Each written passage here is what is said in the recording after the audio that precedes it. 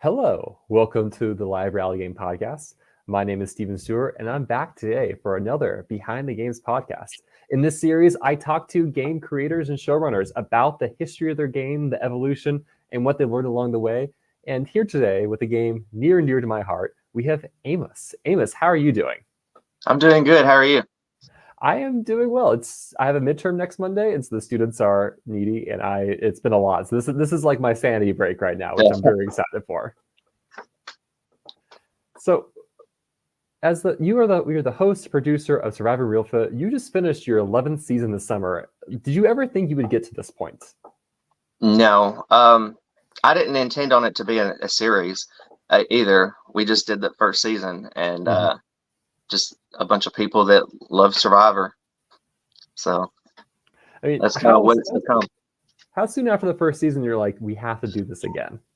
When we first was doing it, the first one, I started to plan it, and I never intended on doing another one. But right afterwards, everybody really enjoyed it, and they were like, "Are you going to do another one?" Like, I know this person and that person, and so I decided to do a second one, and then the second one turned into a third one, and then after the third one, it just kind of became a series. Do you feel like it's like grown beyond out of your control? You're just like holding on for dear life at this point? Yeah. I didn't expect it to like blow up as big as it did, and now these things are popping up everywhere. There wasn't very many at all when I started, which I think is great that they're everywhere. So I love that it's blowing up. I love it. I'm here for the ride and see how long it lasts. Yeah. So talk to me a little bit more about the origin of Surviving Reelfoot. Like, I assume you were a Survivor fan before ever thinking about making one of these, right? Yeah, I've been a fan of Survivor since the very beginning. So I'm like super old school OG fan. And I had applied before, but before I had applied before, and I was like, you know what? I think I want to host one. Like, I think that would be fun. And I was just going to do a weekend. And then some of the people that I got to talking with that were going to come and do it, we were like, well, why don't we make it like a week? So a weekend turned into like 4 days, and 4 days turned into 6. And the first few seasons were 6 days. So, yeah. Well, that first season, how many days was it? It was actually 6 days. Okay. We only had 11 people, but we did the full 6 days. So we did like a bunch of reward challenges, and a lot of it wasn't aired because we were doing episodes back then. So a lot of that wasn't aired, but there was a lot of reward challenges and a lot of downtime. Yeah, because I remember I'm trying to think back to the first episode. There's like a spaghetti dinner that one tribe wins, and they immediately lose the next challenge and the votes went out. Yeah, that tribe won every single reward challenge, and then when the immunities started, they lost every single immunity. So they won all the rewards, but they lost all the immunities. All their efforts in the wrong place. Yeah. So you're a lifetime Survivor fan, so what kind of triggered I'd like to host this? I mean, what versus I want to play in this? I don't know. I did get like a small glimpse into like the casting and all that stuff. So I was like, I think I could do this. Like, I would love to like put this on. I want to see the behind the scenes. I want to see how it works. So I just decided one day that I was going to do it, and I had reached out to some people. I made a post on Facebook, and mostly people that I played orgs with, because like I said, back then there wasn't a live game community. So they were all like, yeah, let's do it. If you'll host it, we'll play it. So I was like, okay, let's do it. And so at this point, this is 2014, right? Yeah. So 2014, there aren't a lot of games out there. I'm curious, were you familiar with any of them? I went back to the very first episode ever aired. I saw Survivor Roysand, now Survivor Berkshires, I believe, had commented on it. So were you aware of other games that were playing out like this at the time?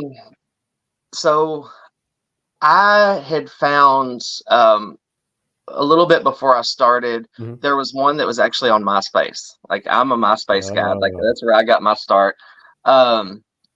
So there was one, and they did several seasons, but it was mostly like the same people playing the seasons over and over. So that's when the realization hit me that like, oh my God, like I can do this in my backyard. Like this, I don't have to be on Survivor to do this. So that's basically the one. I don't even remember the name of it, but it was on MySpace. They had episodes, videos on there.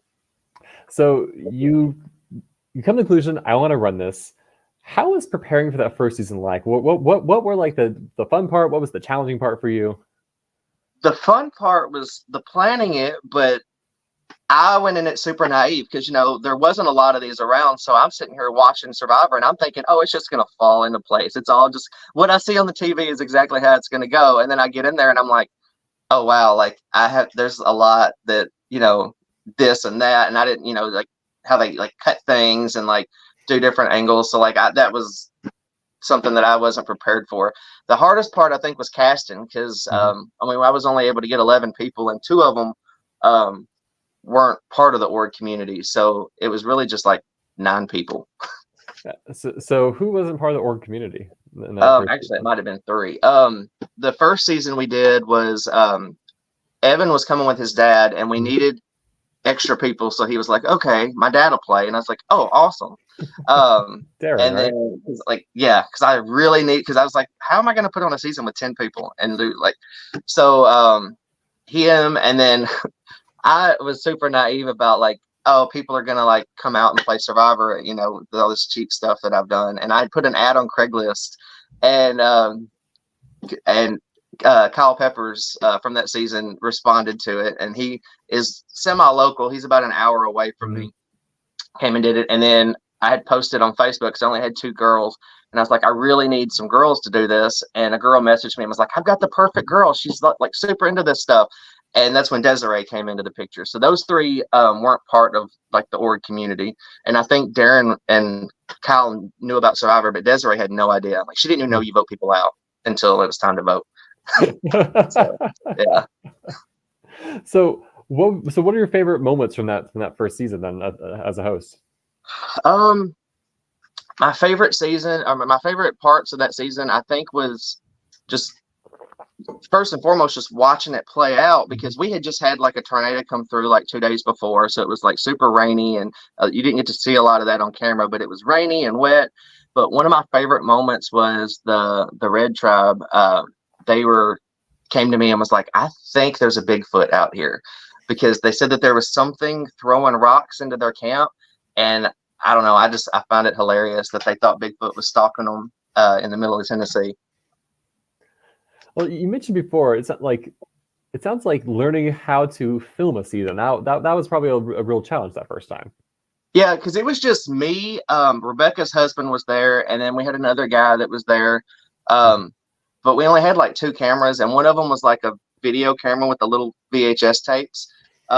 So the footage wasn't very like clear most of the time, but it was just hard to figure out like where you needed to go, because especially when you have groups going off, you've only got one camera person. So and of course I'm trying to also set up challenges, which back then were like nothing to set up because they were super cheap. But yeah, it was a lot harder than I thought, because I thought, oh, this will happen, this will play out, because you watch it on the TV, and until you put one of these on, you don't really realize how much behind the scenes tweaking goes to making a show. And you mentioned like your production staff, right? It's Rebecca's husband. You mentioned one other person, yourself. It's not a lot of people that run a game. Yeah, it's not. So it grew over time, but the first couple of seasons were really hard to produce and put on, like it, because we didn't have a full crew. So there was a lot of stuff we missed. Luckily, we got some great moments. But there was a lot of stuff we didn't get to get. But I think we did a pretty good job considering the small crew we had. And definitely, like, hosting itself is kind of its own challenge, right? Nothing trains you to be a host, to kind of be the Jeff Probst everyone looks to. Did you enjoy that role, or what were some like the highlights and lowlights of like learning how to be that role? Well, if you watch the seasons that were actually aired, you can see that I was not a public speaker. I'm not somebody that can get in front of a group of strangers. I was probably the worst host ever for the first 2 or 3 seasons, because I was so like trying to like be what I see on TV, like Jeff doing. And then once I got into like the 4th season, I was able to kind of be like, you know what, screw this. I'm not going to wear the whatever the shirts, and so I'm going to go in and I'm just going to be me. And then that's kind of when I started coming out a little bit more. But those first 2 or 3 seasons, I was not the best host out there. So, what advice would you give to people who are looking to host? Like, is it kind of just be yourself, make it your own thing? Yeah, you definitely, because that's what I tried to do with Reelfoot. Because the first two seasons it was like Survivor Reelfoot, and then I was like, let's just make this our own. Like this, yeah, we're taking Survivor, but let's take it and make it our own. Like the area that I'm in, it's we got a lot of history, especially like with Native Americans and the way the lake was formed. Because I don't know if most people know, but Reelfoot Lake is a real place. Um, but yeah, so like I try to like just do that and put that all together and kind of make it my own. Um, I'm a huge old school fan, but I like to throw in the new school stuff and kind of like my own little tweaks and twists in there.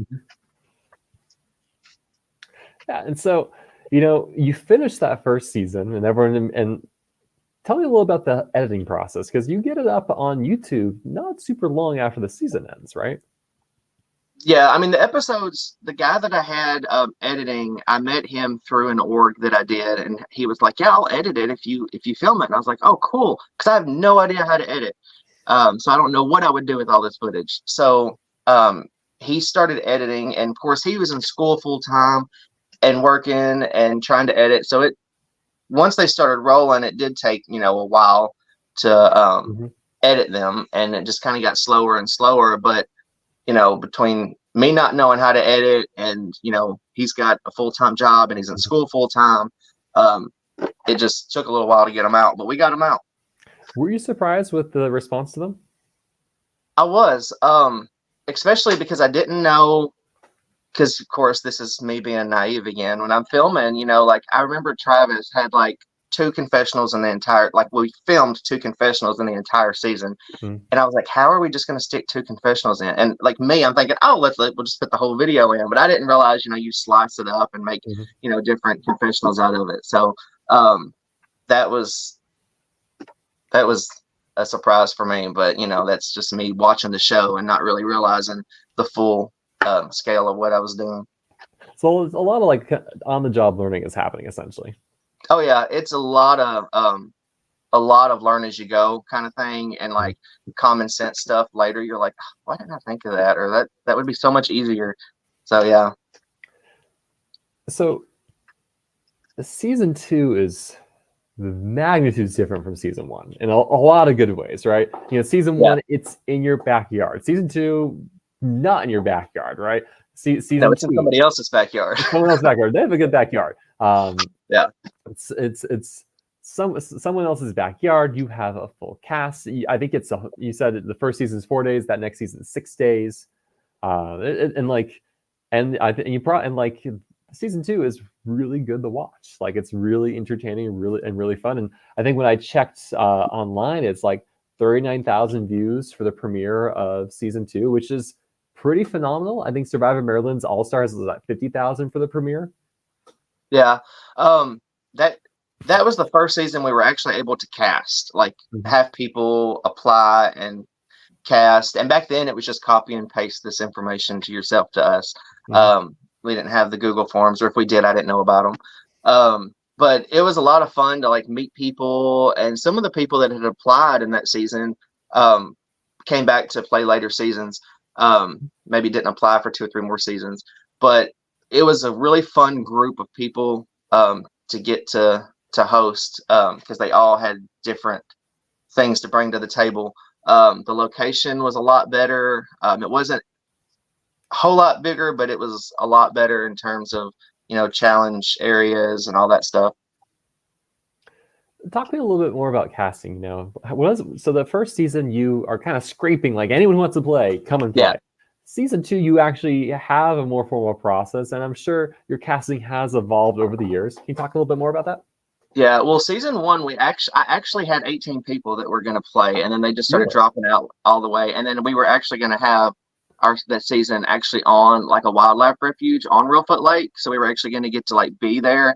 And then last minute it kind of fell through because there was a bunch of permits I had to get, and I was like, well, I can't really do that. So that season, I feel like, compared to all the setbacks I had, I'm really proud of the way it turned out. Season 2, casting was really good. I had 2 people that I knew personally that I had wanted to do season 1 and couldn't.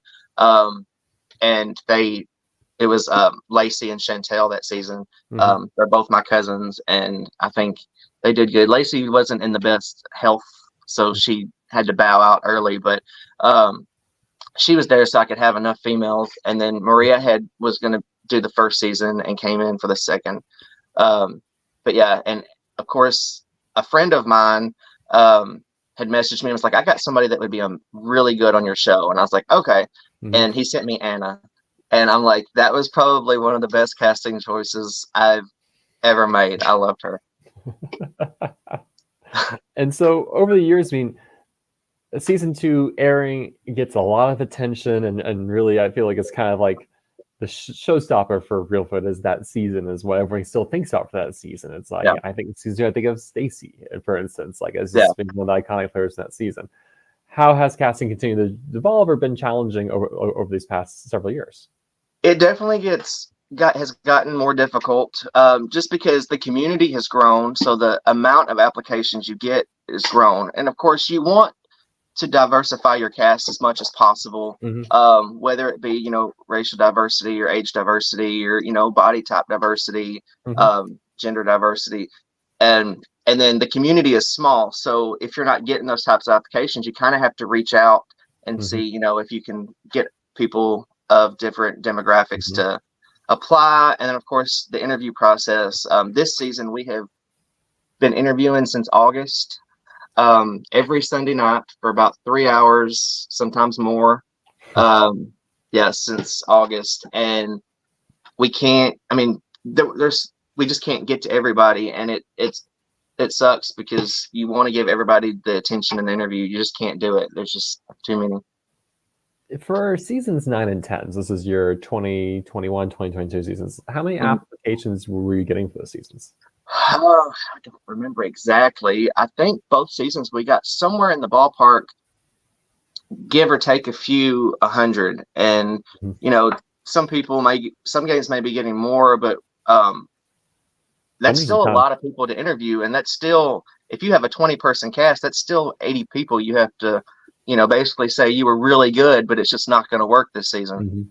And we've had people that applied multiple times. I had one guy, he got cast on his 3rd try. It just depends on where you fit, because once you start casting and you're like, okay, this looks like the kind of group that I'm going to have, now let's start working around it.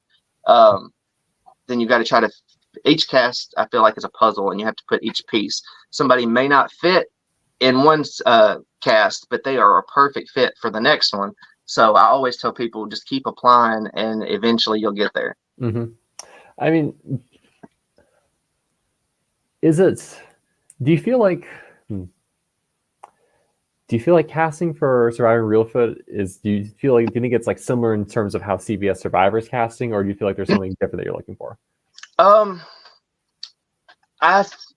guess I don't really know exactly like their process. I've been through it once, but it's just very like you don't know a whole lot of what's going on or what they're looking for. With us, there's a lot that goes into it because this community is small. So you're like, okay, there's this many people that's played this game and this many people that's played this game, but I really like these people. So then it comes down to, how do I, if I want them all, how do I fit them in the cast? But then you're like, do you want that many people with that connection together? And of course it goes with any of it, whether it's orgs or live games, because I really like to try to get as many people who don't know each other as possible or have little connections, just to make it as organic as possible, which is really hard. And there's no way it's impossible to get a full cast of people who don't know each other. But we do try our best to cut it down a little bit. And that's another thing with like people that are applying. There might be a big group from people from this one particular game. If we pick, a couple people from it, just keep applying. Like it'll happen. Yeah, I mean, I think it's great seeing the community has definitely grown. Yeah, it's been great to see new really good games pop up, and it's at the same time it's like, how much do we want there to be pre-existing connections, because those certainly do have an impact on the game in some capacity. Yeah, definitely. Just like we've had multiple people from multiple games, multiple orgs, some worked together, some didn't. It's just the way the cards fell. But I don't think there's any that so far that I would say I wish I hadn't cast. Because I think back to the final trial of council for season 2, right, where you have a dating couple who gets to end with each other, and there's kind of that revelation. The jury is a little incensed as a result, and it potentially sways, how they're voting, who they're voting for at the very end. Yeah. I think it's a great study in how these relationships can play out. Yeah, it kind of did, because it basically, they voted down tribal lines, and it was Stacy who was that swing vote, and she voted for the guy who she didn't start off with, which I tried so hard to get people who didn't know each other, but I had somebody back out last minute that season. So David was already going to be here. So I was like, hey, like, would you be interested in just going in and playing? So he did. Filming that second season, what did you do differently that time? I try every season. Of course, back then I was just like building my own challenges. I try to keep them different. We have classic ones we do a lot, but I like to try to change things up. I like to basically keep, I don't know, I like to the survival part of it. The first season we didn't have, we had they did the water hose. They got, they had the backyard and all that. That season, one of the tribes was in a bamboo forest, so they were able to use that to build materials for their shelter. So I try to make it to where we give them a small tarp, so they have to build their own, and then make their fire. The first season we gave them a lot of rice and ramen and things like that. The second season I think it was just strictly rice. So that was a lot of things I tried to do differently, and tried to just learn from my mistakes, which were still pretty fresh then. And so what were did you feel like you had major learning moments in the first game that you said the second game, yes, I've done it better this time? What were the key things I have accomplished it and done so much better this time around? Yeah, I think definitely lighting the torches for tribal council, because the first season we didn't. We just, I was on a super tight budget. It was just a bunch of us getting together. So we'll just pretend this is lit. So I think being able to do that really made it a little bit more real for the contestants. It wasn't very well, but I had a girl who kind of printed some logos on the buffs, where the first season it was just plain. So it definitely improved visually the second season, I think. So going from season 2 to season 3, at this point, season 2 probably comes out and people start seeing it. It gets a lot of traction. What were you looking to do in season 3 that was different? I definitely wanted to get a more rugged location. First and foremost, I wanted to do better challenges, so I started working on building new ones.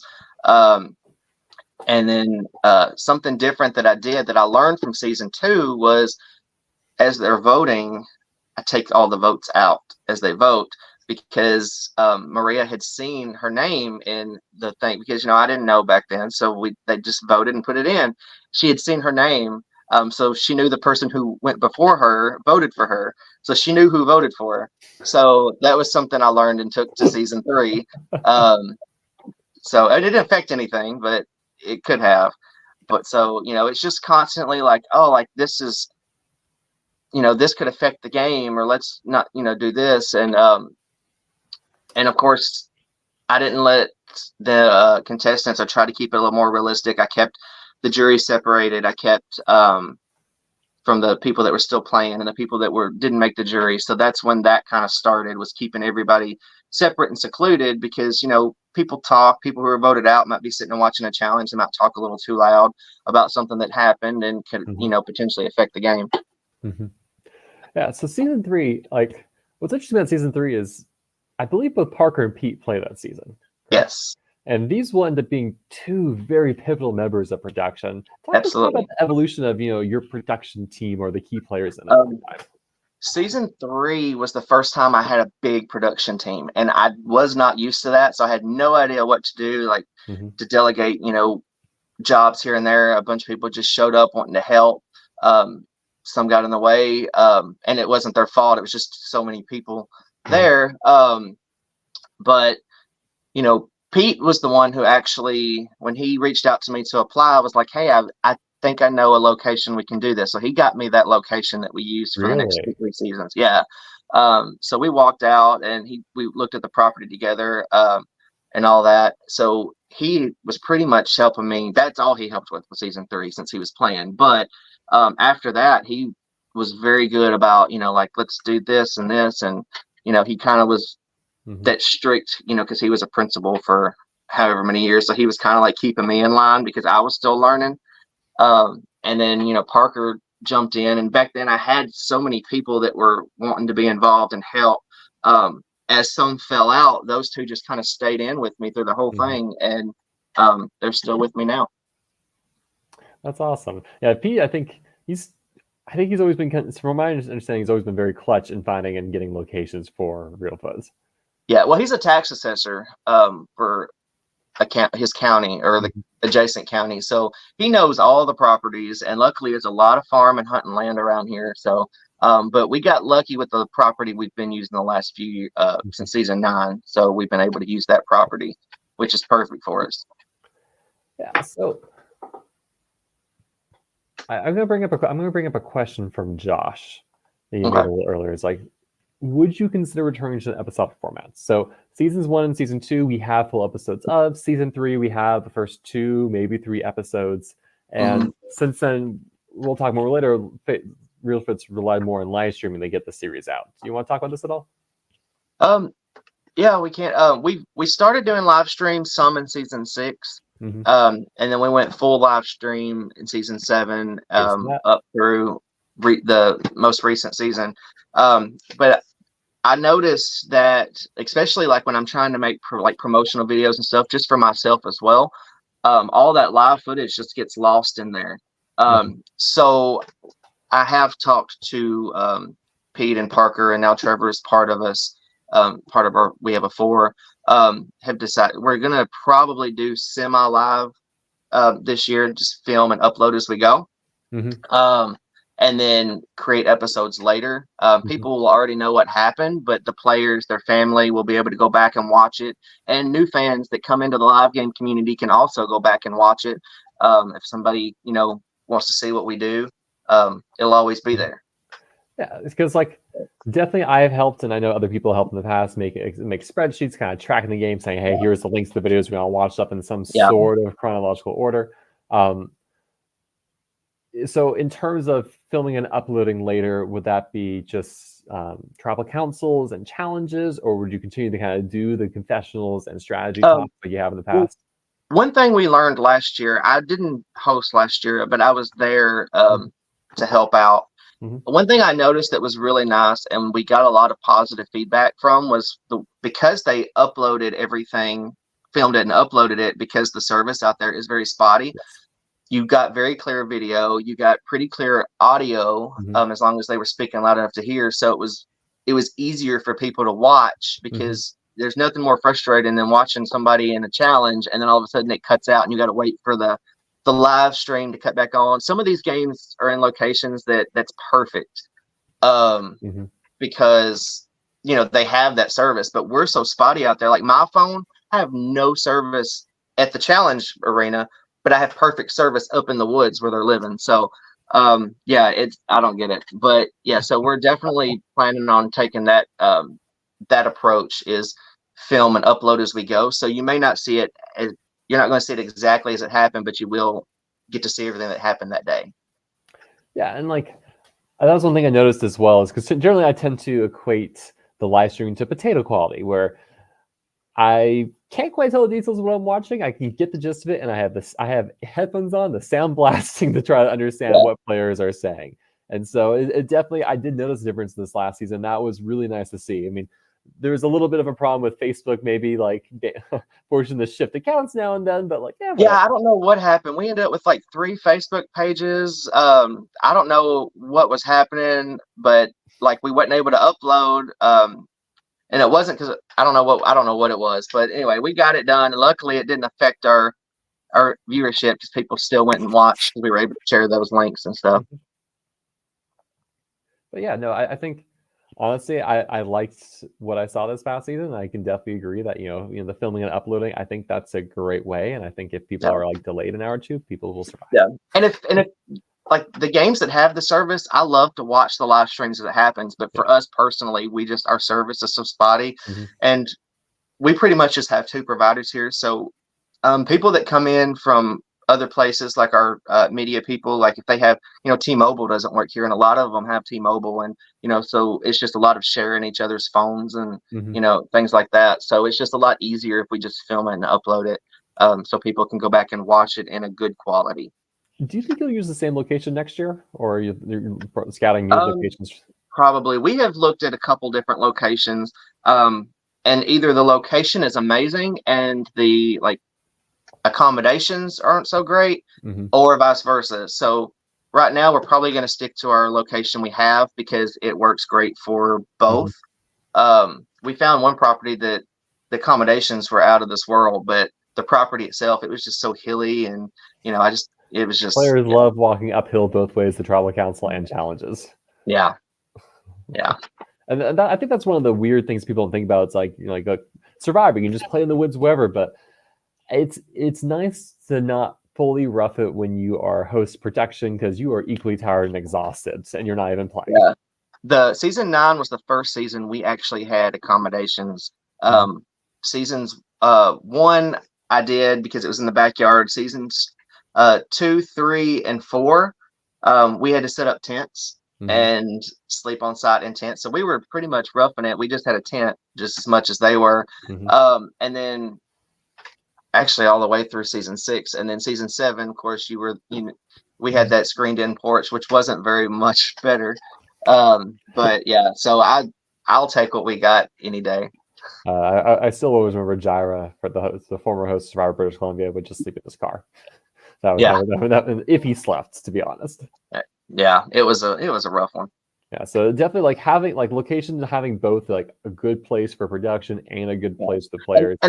And that's a struggle that I think a lot of people find when they want to start hosting is, you have to have a good look. Well, I did my first couple seasons in somebody's backyard, but it helps to have a nice location, and then you have to think, you have this crew coming in. Are they going to be willing to get their own hotel room? Are you going to be able to get the accommodations for them, which luckily goes into, because we lease a property, so that goes into all that, and that's part of the entry fee that people pay to play. That's part of it, so we can pay for our location and give everybody the best experience and the most realistic experience we can.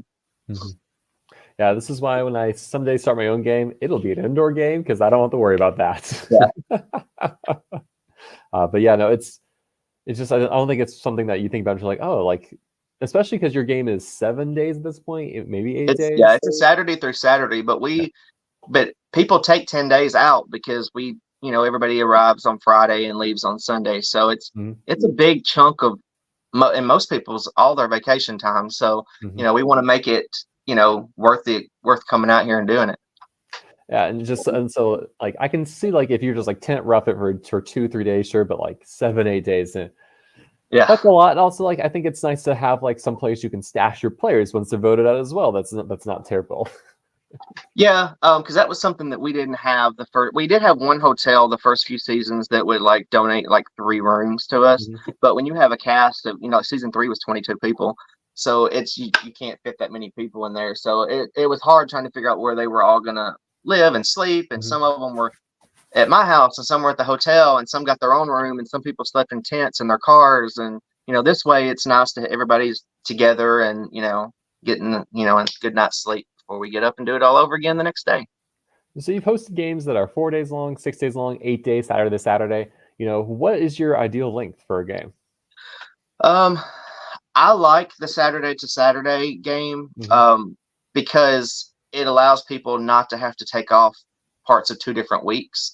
So they can get here. If they did, it would be a Friday to get here, and then they would be able to be back to work possibly by Monday. So they wouldn't have the next Monday. So they wouldn't have to take off midweek this week, midweek that week. It's just weekend to weekend.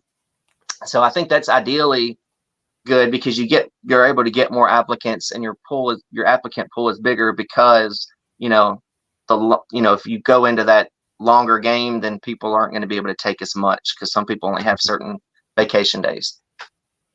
I've really come to look at the games I played and really divide them into two groups. One group being games that give you time at the start of the game, the other games those who don't. So Reelfoot Survival Challenge as well, you don't have Tribal Council for a good 48-hour period, right? Because for Reelfoot, you'll start on Saturday, you'll tend to have reward challenges Saturday, Sunday, and then maybe you'll have immunity challenge, but the first vote tends to be that on Monday, right? So you have a good 36, 48 hours to really kind of figure out your tribe and the dynamics and where you fit in. And so I feel like that's a real inflection point between games. Like, how much time at the start do you have?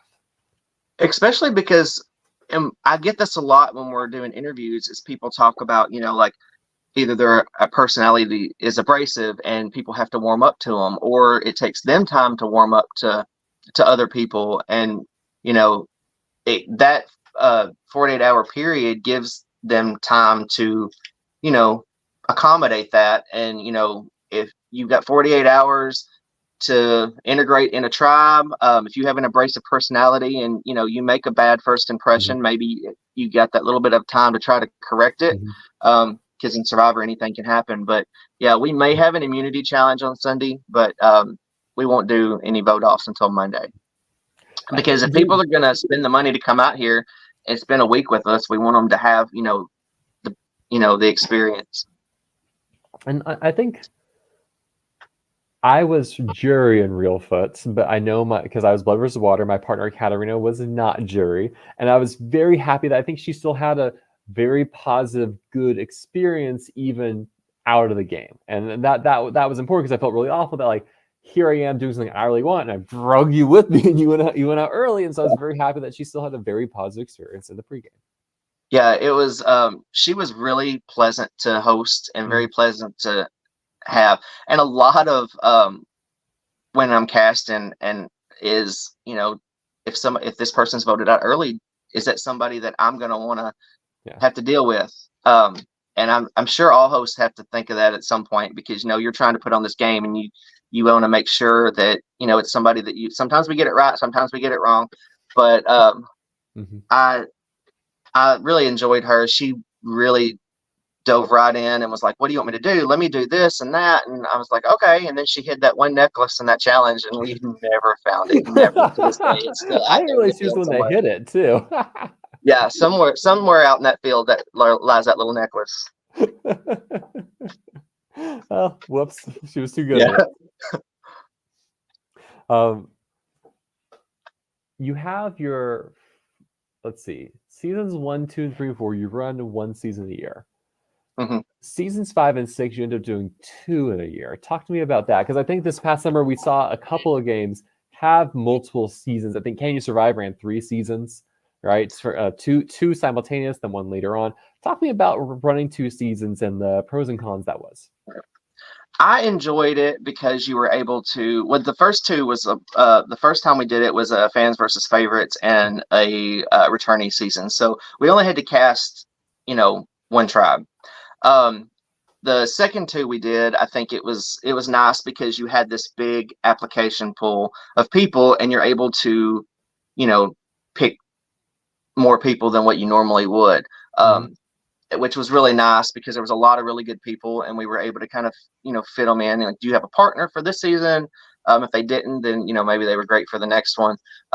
It was nice, but it was a little, I had Jessica and Lance were helping me with those seasons, and Craig as well, back then. And they did really well with helping, making sure that we had enough people to work. I think season 6, most of my production people that would be helping were playing, so we were a little shorthanded that season, but which always happens with a returning season in these games. But it was just hard to get, because we would do one in June and one in July, to have people be able to take off work and then like 3 or 4 weeks later come back and do it again. So that's the hardest part, is just making sure that if you do 2, that you have enough, production members that can make each one, whether it's these people can make this one and these people can make this one, or everybody's like, hey, let's do both, which is what happened with me, luckily, but it just got to be too much. Because that's what I kind of wonder, was just like, was, because I guess I've always viewed like, generally production, all of them are unpaid. They're there because they played the game, they love the game, they want to get back to the game, and they're a resource for hosts to kind of tap and nurture and grow and build a community around. But like 2 seasons may just put too much stress on that. Yeah. It was a lot on me. It was a lot on them. And it just got to be where it was, one season was enough. Yeah, because I mean, if it was a weekend game, maybe, but we're taking the production members would be 10 days. taking 10 days off and then turning around the next month and taking 10 days off.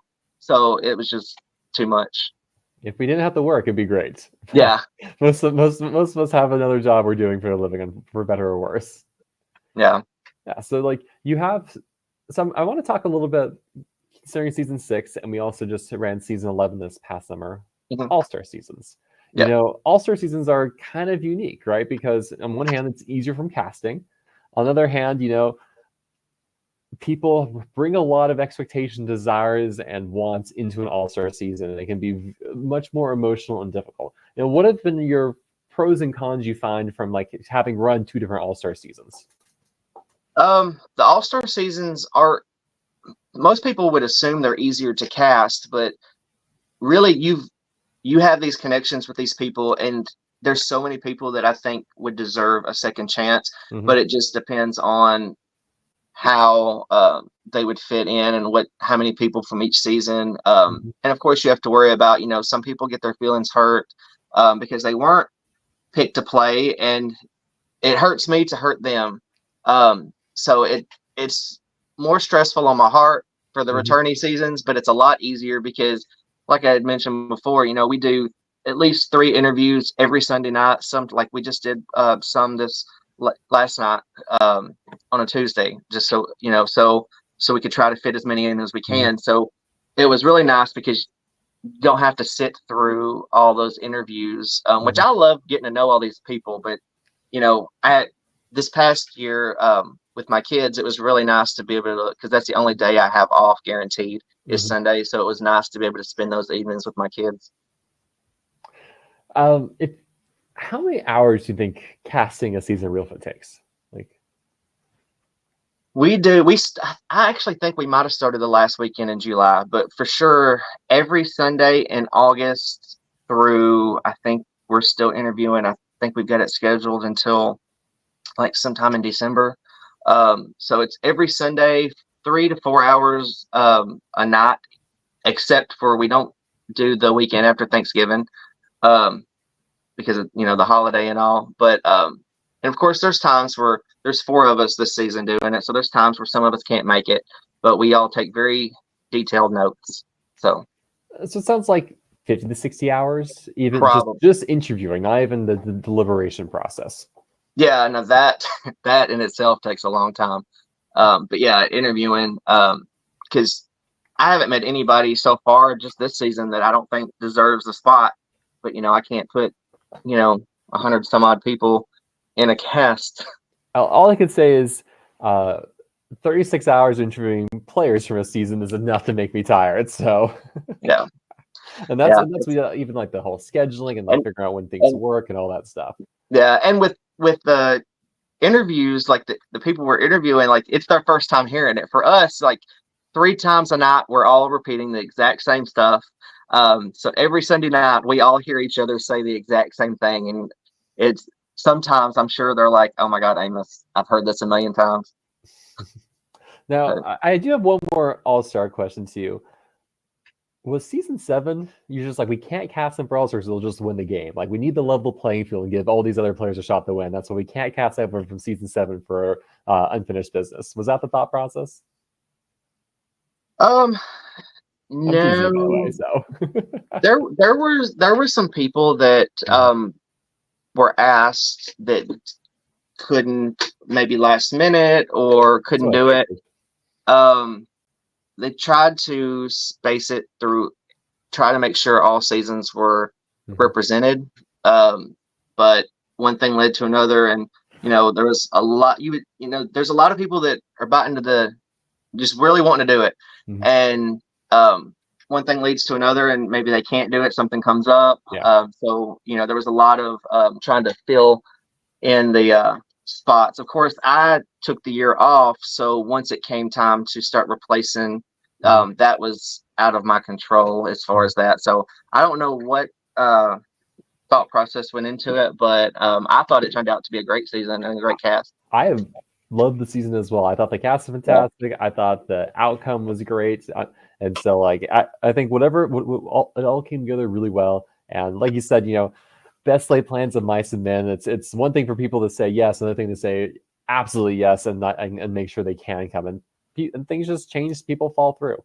Yeah, and I noticed it's mostly, especially because we've done the returnee before, and then this past season, because I was there to help out some, and I did notice with the returnee seasons, it's a lot easier to run as far as the cast already kind of knows what to expect. They've already played, so they don't need as much direction. So it's a lot of, this is what we're going to do, and they kind of already know what to expect, so we don't have to go into detail on how we're going to do it. So that was nice. Season 7 and 8, right? You did a little bit of the tail end of 6, but season 7 and 8, you really pick up and start doing live streaming. How was that transition? I think it did really well because people were able to root their families on, their friends on, watch it as it happens. I think a lot of people, like with Big Brother, people like watching the live feeds because they like to watch it as it happens. So I really think that it went over well. I think people really enjoyed it.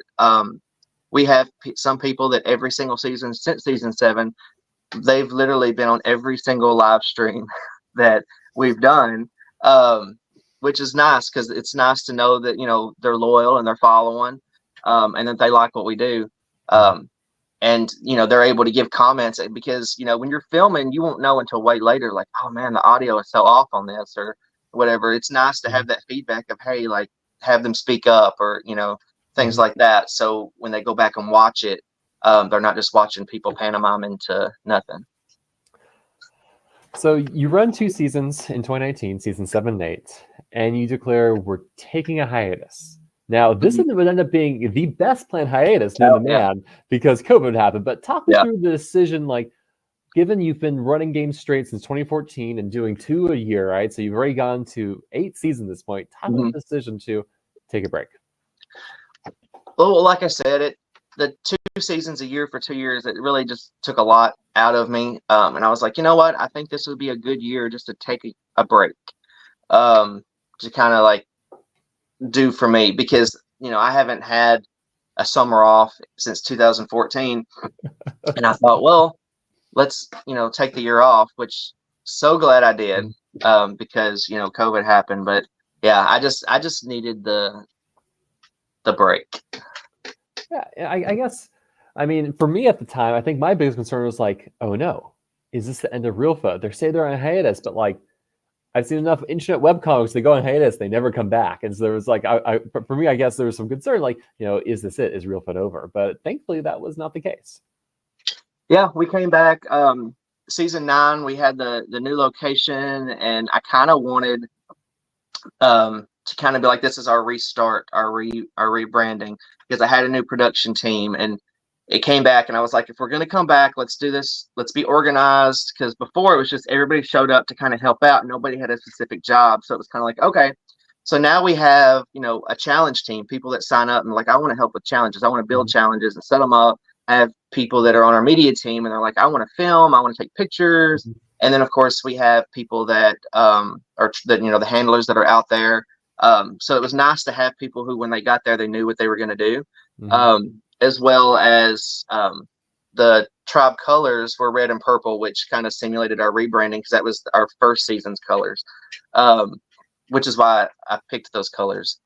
Okay, I didn't know that. That's really cool. Yeah. And so, do you wish you had? Can you give yourself the advice back in time and say, hey, like, add kind of that layer of organization to your production team?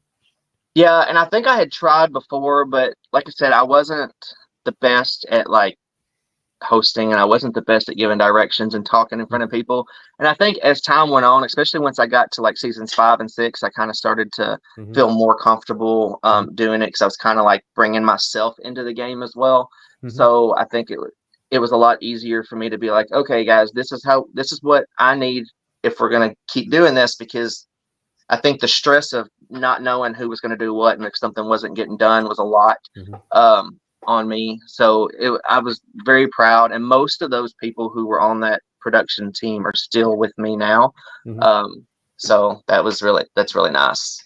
Because I think when you like, as the host and showrunner, you're the face of Reelfoot. You know, people think like, who's the host of Reelfoot? It has been you, and so much it feels the game is on you to continue. I know that summer when you said like, hey, let's take time off, like Parker was going to start a Texas Survivor a game that summer that COVID happened, so kill it off, right? But like, it is kind of a question like how much like responsibility should be on you, and like if you stop, does it all die? Right, like, or will it keep going? And that I think that's hard. That's a hard question to kind of figure out the answer until you're in the moment.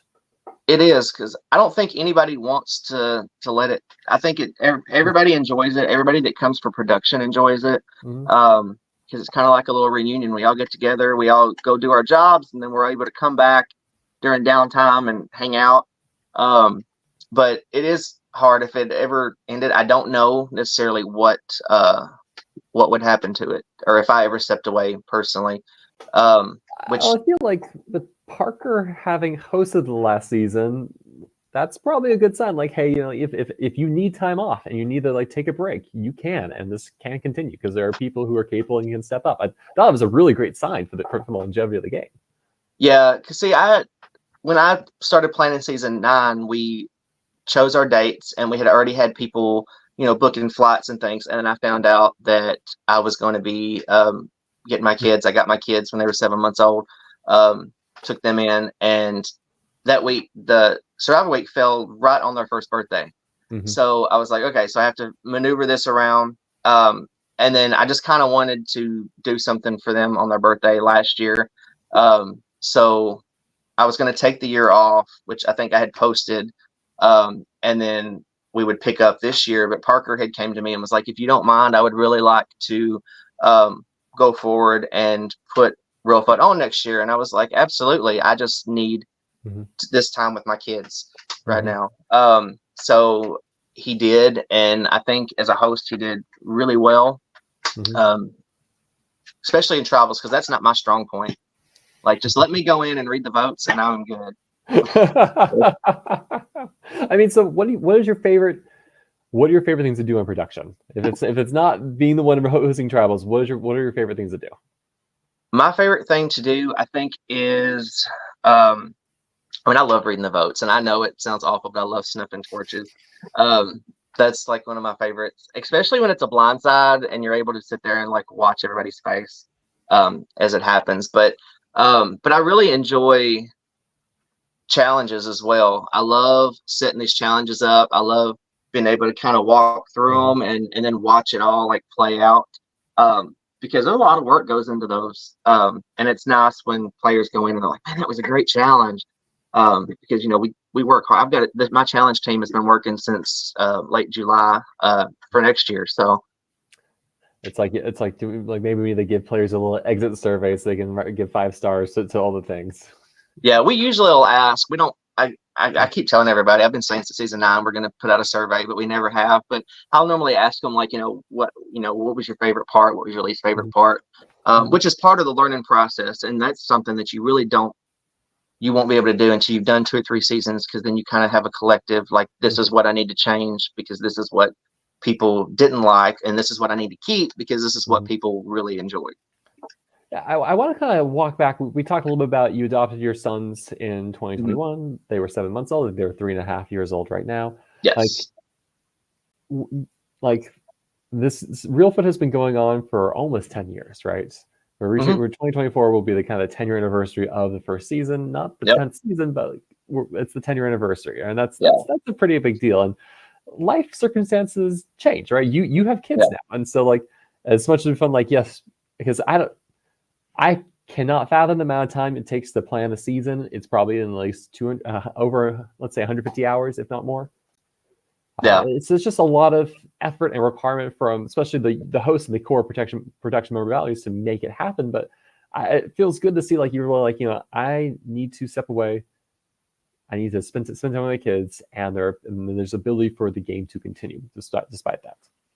Yeah. Well, I had, a lot of people that wanted to do it. And they all were happy to jump on board when, we told them that Parker was going to continue it. But I remember when I first got my boys, Pete had called me and was like, so what does this mean for Reelfoot? Because, as somebody who raised two boys, he knows, very close in age, he knows how much time it takes. So I was like, I'm still in, like, let's do it. So my boys will come and visit me some out there, and I'll get to see them some. And usually about one night of the week, I'll come home and spend with them, and then head back out to the site that morning. Because I only live about 30 minutes away from our location. So it's hard to be away from them so much, but I have a lot to keep me occupied and my mind going. So what was it like being on production for season 11, but not being the host of it? What was that like for you? It was different because I am so used to I'm a control freak. Like and I try so hard not to. I'm a micromanager. So it was really hard. I had to keep telling myself, this is not your season, Amos, sit down. So I would just go up to Parker and be like, hey, what do you need me to do? Can I set this up? Can I do that? So I did a lot. I worked a lot with, especially after he was voted out, with Nate and his girlfriend, Bonnie. She was on challenges, and I worked with them a lot, setting those up and getting them ready, which is something, like I said, I really enjoy doing. So that was fun. So season 12, are you hosting? Is Parker hosting? Is it like a 50-50? What is that going to look like? No, I'm back for season 12. I just wanted the year off to spend time with my kids and my family. So I'm back for season 12. That's not to say you might not see, Peter, Parker, or Trevor, somebody step in sometime or whatever. But I'm back. I'm excited. I think it's going to be a really good season. Okay. Well, I want to ask about, you kind of talked about you enjoy old school Survivor, but you also enjoy bringing in twists. Season 9 featured fire tokens. Season 10 was a return of an old Reelfoot twist from season 3, essentially the block of votes pendant. I forget the exact name of it. Season 11, we saw Shots in the Dark from Surviving Survivor. Talk to me a little about, twists, and especially have you enjoyed the twists you brought in for Surviving Survivor? Have you enjoyed them? What have you liked or not liked about them? I have. I do have to. I'll give credit where credit is due, and I have always been like, "This shot in the dark. We don't need that. That's stupid." And then Parker brought it in last season, and I'm sitting there watching Tribal Councils, and I'm like, "Am I an idiot? This is awesome." Probably because it worked like twice for the person, the couple people that were getting voted out. I was like, man, this is awesome. So, you may see it again in the future. And then the season 10 vote blocker, or it was like an extra vote they get going into the tribal that they're wearing it. It was nice for the viewers to be able to see it play out because season 3, you didn't really get to see it, finished. Yeah, talk to me about the idea. So it was basically the penalty vote for the person wearing it. Talk to me about the bringing that back. Was it because we'd like to see redemption for this because no one's seen it fully play out, so we get to fully see it play out here in this circumstance? What was the kind of the thought behind it? Well, when we decided to do it for season 3, I was really proud of it because I was like, Survivor hasn't done anything like this. I think this is a really unique twist for somebody to be marked and have an extra vote against them because it could potentially get somebody voted out, especially when you're at an even number and you need that swing vote. Yep. So we didn't get to see it play out in season 3. And so when I was talking to Pete and Parker that season, I was like, what do y'all think about bringing this back? Because I think that it could add a whole nother layer of strategy. Whether it does or it doesn't, at some point, it's going to cross people's minds, especially as numbers get smaller. So they were on board. So we brought it back. You talked to Casey Winecki, that had a huge impact on his game, right? Yeah. Like that kind of dramatically changed the trajectory of the game from the get-go as a result, which was interesting. Right. I don't think it ever became like, I think because most of the people who were wearing it weren't in a lot of danger of going home. Yep. So I think that was part of it. The people that were getting voted out were people who were going to give it to somebody who in that majority anyway.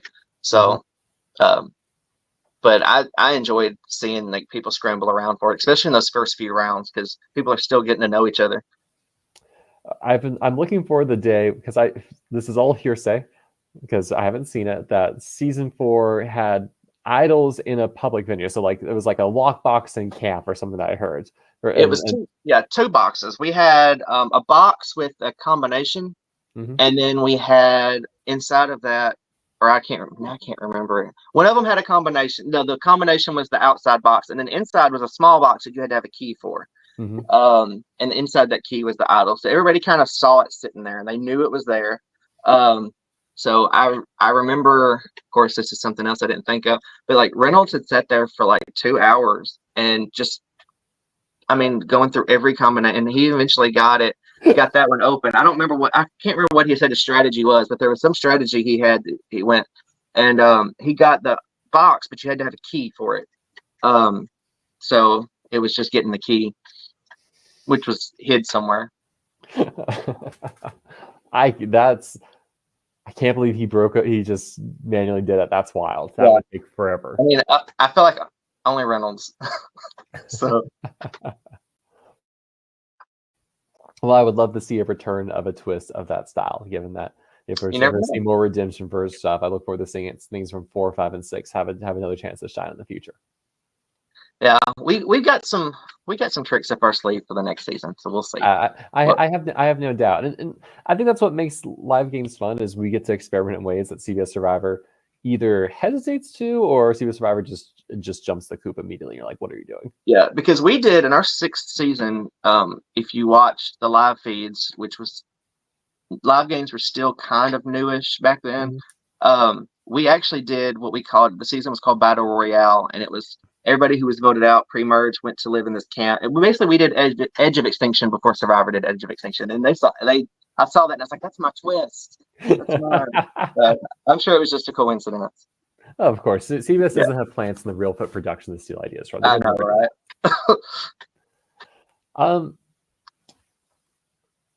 Let's see. I'm looking through my questions to see what I haven't had a chance to ask you for. So, one thing I love about Reelfoot is I feel like it's very successful in taking a southern flair to some common Survivor ideas, right?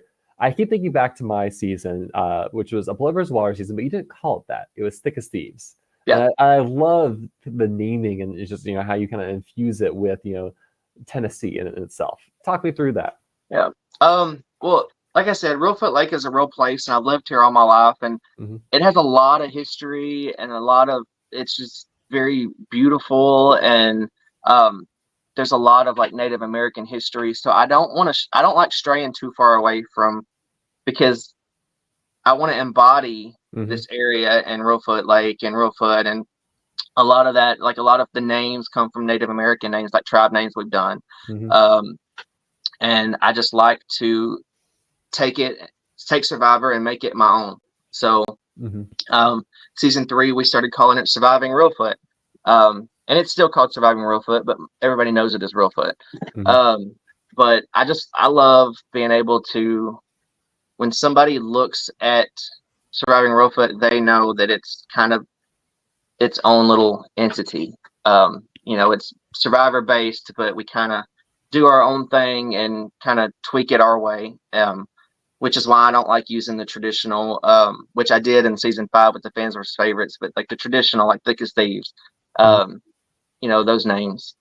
Yeah, because I love Unfinished Business being the moniker for this most recent season. So I think it's been really fun to see like how yes, we're pulling from the Survivor-ness, but you're not just leaving it as is.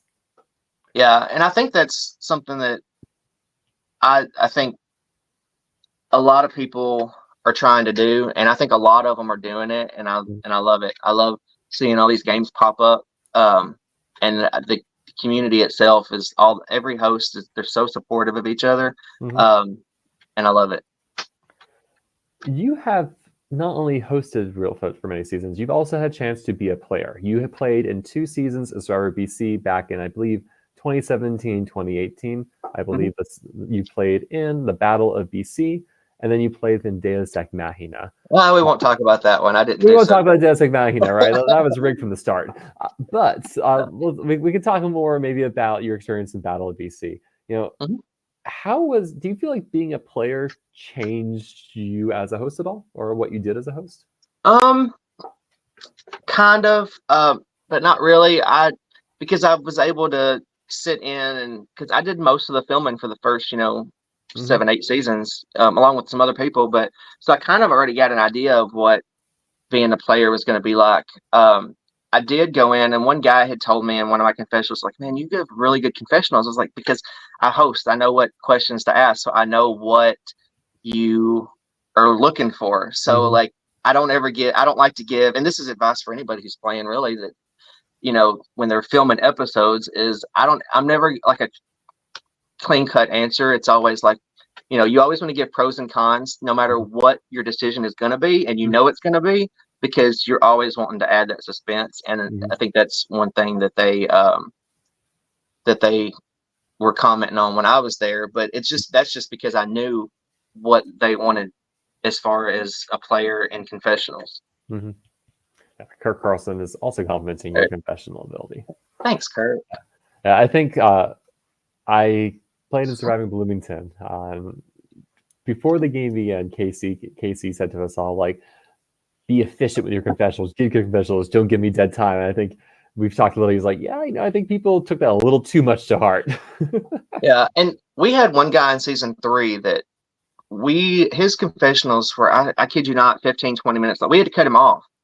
Because we'd have to go to a challenge or something, and they're like, "Well, he's still doing a confession." I was like, "Well, turn the camera off. Like, we've got to go." But I mean, I do like longer confessionals, and you can ramble all you want. You can pull a little bit from a lot, but you can't pull a lot from a little. Mm-hmm. So that's something else I learned when filming is, just keep them talking. If they're not giving you anything, just get them to talk about their life or something. That something is better than nothing. Where would you like to see Reelfoot go in the future? Do you have like a vision or some place you like, or some achievement you'd like to see Reelfoot hit, or you're just like, hey, we're just going season by season? I like to think that it'll just continue to grow as the community grows and as the Reelfoot community itself grows, and the Reelfoot family grows. But I like to take it season by season and not get too ahead of myself. But I really, I just hope that it can just continue as strongly as we have been. Has there been any major topics you want to talk about that I haven't brought up at this point? Oh, I don't know. We've talked about a lot. Well, I'd like to kind of ask a series of kind of wrap up questions towards the end here. Oh yeah, go ahead. Well, I was just gonna say, I know one thing people, and we always mention in the interviews, which we go into a lot more detail when people get cast, is these games, especially because of the area we're in, are definitely real. Like, you go out into the wilderness and the woods, regardless if you're here or in Illinois or Wisconsin. I can't remember where all these games are, but it's real. We've had people slice their finger off. We've had people, literally, a girl broke her leg. The machete. Yeah, a girl fell off of a balance beam this high and broke her leg because she fell on it wrong. We've had people get medically evacuated. So it's just one of them things where when you go out there, just be mindful, regardless if it's Reelfoot or another game. Just be mindful of your surroundings, because our property is known for rattlesnakes, and we have seen them, and they are there. We know they're there. But that's just something we educate people on, and we teach them where their habitats are and all that kind of stuff. So, these games are real, whether it's Reelfoot or what's another one? Survivor Angelica, Can You Survive? Survive up in Illinois. I mean, they're all real. Thankfully, you just kind of said the word survive, and you get like 90% of the games up there. Yeah, pretty much. We're great at like I feel Yeah. like games are starting to be a little bit more. It's kind of like escape rooms, right? Early days escape Mhm. rooms were always like escape the room, escape the box, lock, so lock and key, something Yeah. very escape related. Now I feel like games are being more open and creative with their with the names of the companies, and I feel like we're going to slowly get there as a live rallying community that we don't have to call every game Survivor or Survive or Surviving. Yeah. Well, we were first, so You were I'm not first, changing it. so I'm not therefore you changing have to change it, right? But I feel like as new games step in. Yeah. Which I mean, it's all that's what it is. It's just going out and surviving, and so Yeah, it is what it they're is. not wrong. All right, so I do. So I have some wrap up questions I'd like to put your way. Okay. The first, I have a request for who is your favorite production member and why? Well, of course it's Trevor. Looking back at your seasons, what has been your favorite twist that you've added in? I think twist wise, I really enjoyed, which we did the battle back twice in season 9, but we also did a twist in season 9 that I have to give a shout out to Clark Wilcox. It was actually, I played an org one time that I was like, hey, can I use this twist? Because I really like it.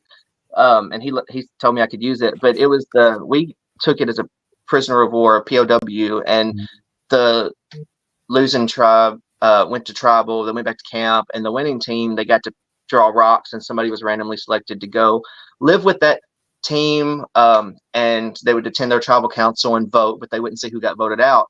And I think that caused a lot of drama, and I really enjoyed watching it. There was one where I think it was the round Nikki went out in, and Mike had voted the way he said he was going to, but some people thought he didn't because of Nikki apparently wasn't supposed to go home, apparently. And I remember it was Skylar went to their camp. She was the next one, and she kind of called him out a little bit on it. So it was, even though he did what he said he was going to do. So I really liked that twist. I liked that it kind of let the tribes interact some and kind of build those intertribal relationships before the merge. And then, of course, when they're voted out, they get to go live in this camp and have a chance to come back. So that was a good season, I think, twist wise. So what advice do you have for other game creators out there? Just have fun. And don't stress too much, because I did in the beginning and I got burnt out. Just have fun. Make sure you have, before you start casting, make sure you have, your location and your crew, because unless you're just doing it with 11 people in your backyard, you cannot do it alone. Like, if I didn't have my production team, there's no way right now at the scale we're at, I would be able to do it. So what do you wish you had known before running your first game? I wish I had known that, I wish I had known how hard it was going to be and how much preparation went into it, because I didn't do a whole lot of preparation. I thought people were just going to come out and I was going to throw these challenges together. I didn't do any kind of running of these challenges. So half of them were disasters. We just edited that part out. But so yeah, I think just not knowing how much preparation went into every single aspect, whether it was camp setup, whether it was filming, whether it was challenges, whether it was tribal council, but that's, I guess, something, trial and error, and you learn from your mistakes and apply it to the next season. What's one of your favorite memories from running a season of Reelfoot? One of my favorite memories, gosh, there were so many, but one memory that sticks out was one time, it was during season 3, we were doing the blindfold challenge, and everybody was everywhere, and I remember yelling and telling Parker, hey, come back this way, because you're about to run off a cliff. Because we were playing up on ridges and it was just drop offs. And I was like, come back. And he didn't. So I had to go over and pick him up, bear hug him, and bring him back to the arena. And I think that was just a fun memory. But there was a lot of good memories out there. So what keeps you coming back to do a new season each year? What inspires you to keep doing this again?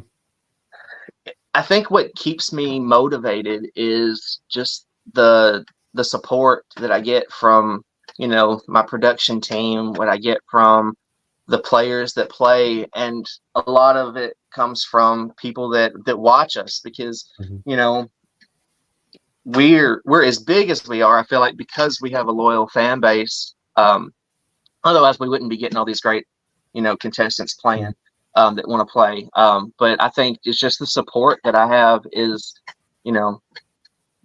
that's nice to know that people support my dream and something that I created and, wanted to do. And now they're a part of it and it's part of their dream.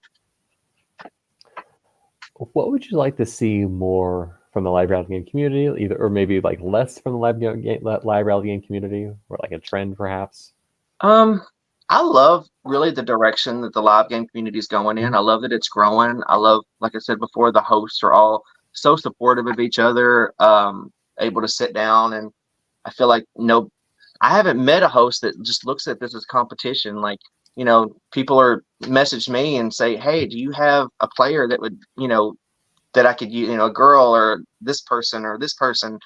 So we kind of send each other, applicants and players, because if somebody I know is really great but I can't fit them in my cast, they might fit really great, but like, this is somebody that's really great that really wants to play.